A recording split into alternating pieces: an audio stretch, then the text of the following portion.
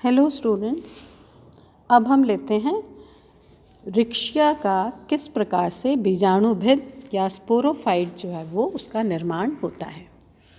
तो निषेचन के बाद जब फर्टिलाइजेशन हो जाता है तो जो युग्मनज है वो द्विगुणित है और इससे ही जो बीजाणुभिद पीढ़ी है जो द्विगुणित होती है वो ये प्रथम कोशिका होती है।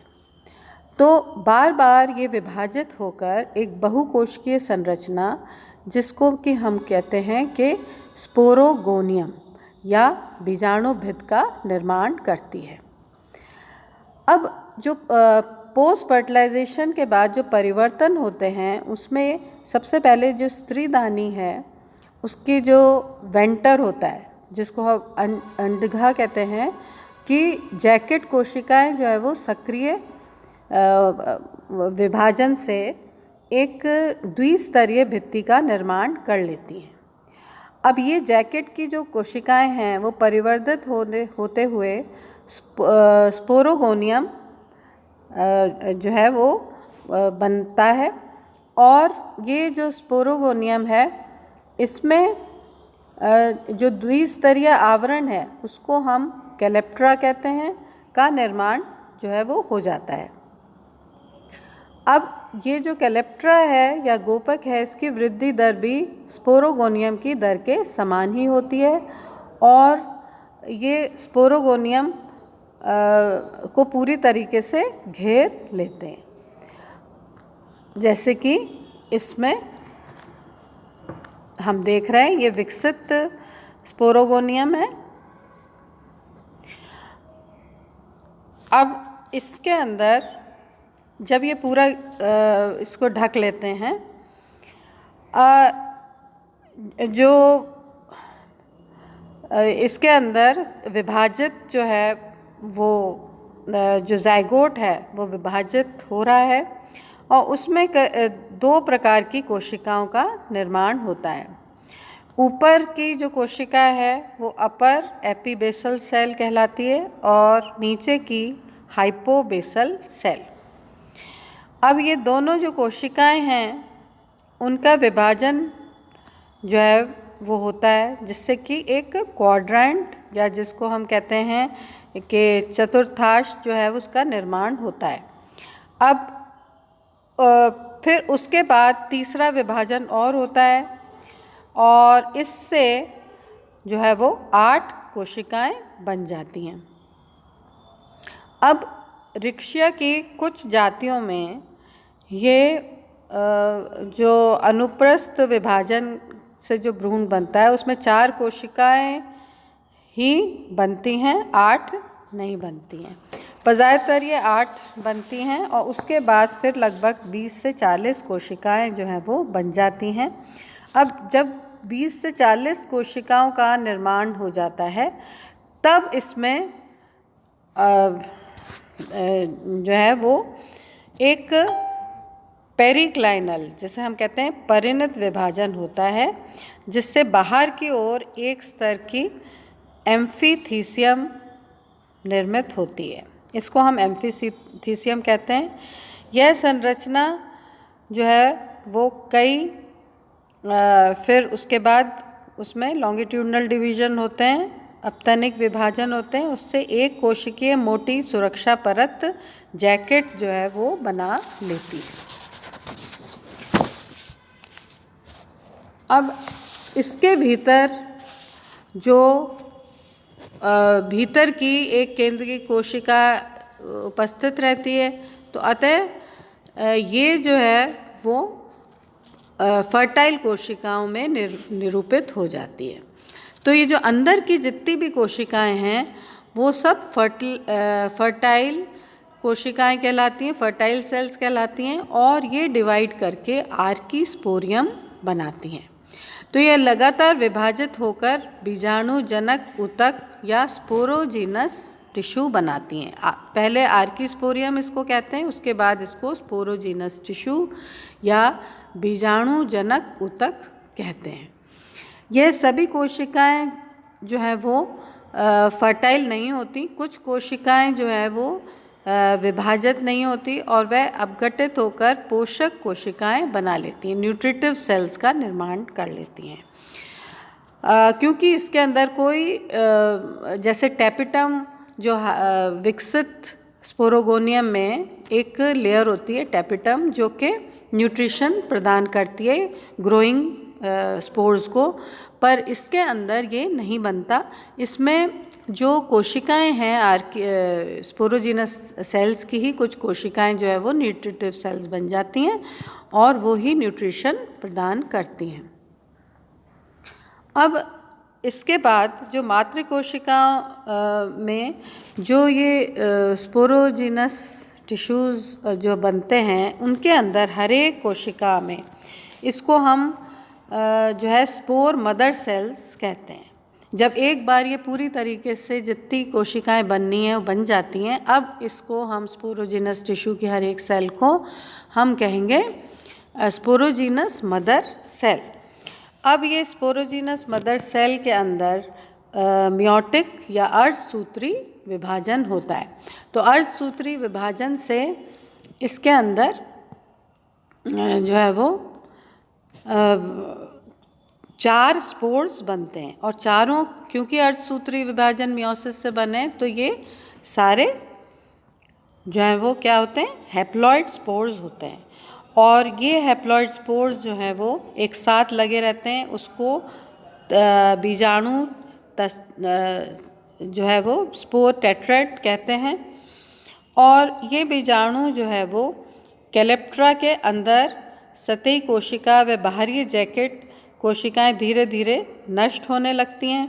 और जब ये स्पोरोगोनियम पूरी रूप से परिपक्व हो जाता है तो यह द्विगुणित ऊतक जो है वो क्षय हो जाता है, यानी कि डिसइंटीग्रेट हो जाता है, समाप्त हो जाता है।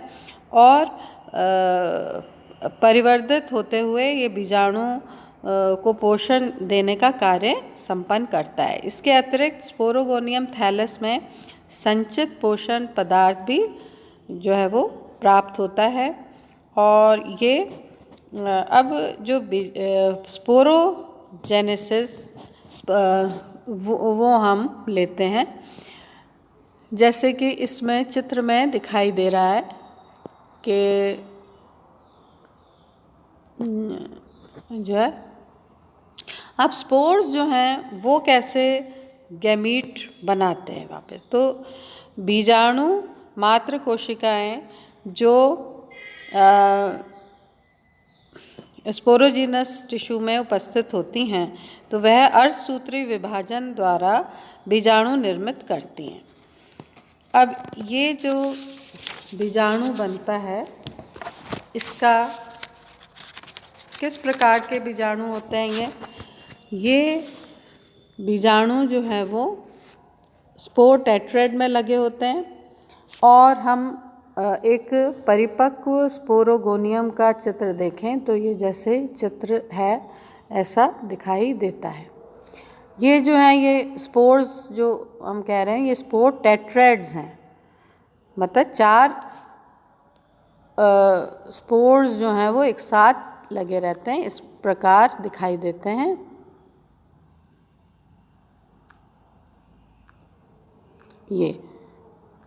ये जो है ये 3 और 1 पीछे की तरफ, तो ये टेट्राड्स इसको कहते हैं हम। तो ये 4 कोशिकाएं जो हैं वो होती हैं। अब स्ट्रक्चर ऑफ मैच्योर स्पोरोगोनियम यदि हम देखें तो इसमें क्या हो रहा है, इसमें देखिए एक तो बाहर की तरफ जो है वो कैलेप्ट्रा है ना, ये जो है ये कैलेप्ट्रा जो कि आर्किगोनियम की बाहरी जो वॉल है वो बनती है। और उसके बाद जो है वो कैप्सूल वॉल जो कि द्विगुणित है, ये अंदर वाली ये कैप्सूल वॉल, और बाकी के ये जो हैं ये सारे टेट्राड्स हैं। इनमें बीच बीच में जो है कुछ कोशिकाएं स्पोरोजीनस टिश्यू की वो नर्व सेल्स बन जाती हैं और इसके अंदर कोई इलेटर्स जो है वो नहीं पाए जाते। तो रिक्शिया में बहुत ही सरल प्रकार का ये पाया जाता है। अब जब ये स्पोरोगोनियम जो है वो डिहीस होता है या स्फुटन होता है इसका, तो स्फुटन की कोई विशेष विधि नहीं है, बस इसमें 1 साल तक ये बीजाणु जो है वो रहते हैं और उसके बाद फिर क्षय होने पर ये बाहर निकल आते हैं। अब स्पोर्स क्योंकि ये अगुणित है, युग्मोद्भिद अवस्था है ये, तो इसके अंदर स्पोर्स में इस प्रकार का स्ट्रक्चर पाया जाता है। बाहर का जो है वो एक्साइन, अंदर का मिजाइन और अंदर का इंटाइन, तो ये 3 लेयर्स इसमें पाई जाती हैं। इसको एक्सोस्पोरियम भी कहते हैं, एक्सोस्पोरियम या एक्साइन, है ना, मीजोस्पोरियम या मिजाइन और एंडोस्पोरियम या इंटाइन। जब जर्मिनेशन होता है तो या अंकुरण जिसे हम कहते हैं, तो ये एक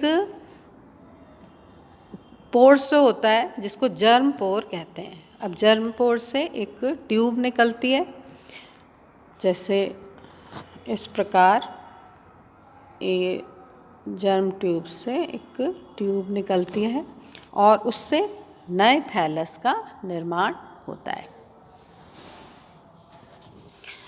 ये इसके अंदर ऑल्टरनेशन ऑफ जनरेशन या पीढ़ी एकांतरण हम देख रहे हैं कि कैसे ये जो है ये स्पोर बने। ये स्पोर कैसे हैं? ये अगुणित हैं। इन्होंने अंकुरित होकर अगुणित थैलस बनाया। अब ये थैलस जो है इसके अंदर फिर आर्किगोनिया और एंथ्रीडिया बने। फर्टिलाइजेशन या निषेचन के बाद जो है वो वापस से जो जायगोट बना वो द्विगुणित, अब उसने विभाजित होकर क्या बनाया? स्पोरोगोनियम। स्पोरोगोनियम या जिसको हम कहते हैं बीजाणुभिद। तो बीजाणुभिद जो है वो युग्मोद्भिद के ऊपर आश्रित हुआ, है ना, और ये 2 जनरेशन्स फिर हो गई क्योंकि ये द्विगुणित हो गया। अब द्विगुणित जो है उसने फिर जो है वो डिवाइड होके स्पोरोगोनियस टिश्यू बनाया। स्पोरोजीनस टिश्यू के अंदर जो है वो फिर अगुणित डिवीजन हुआ या जिसके कहते हैं कि मियोसिस हुई और फिर अर्धसूत्री विभाजन द्वारा जो है वो वापस से स्पोर्स बन गए। तो ये ऑल्टरनेशन या पीढ़ी एकांतरण इसको कहते हैं। तो इस प्रकार इसकी बहुत ही सरल जो है वो जीवन चक्र है रिक्शिया का, सरल इसका थैलस है और इसके बाद हम नेक्स्ट वो लेंगे।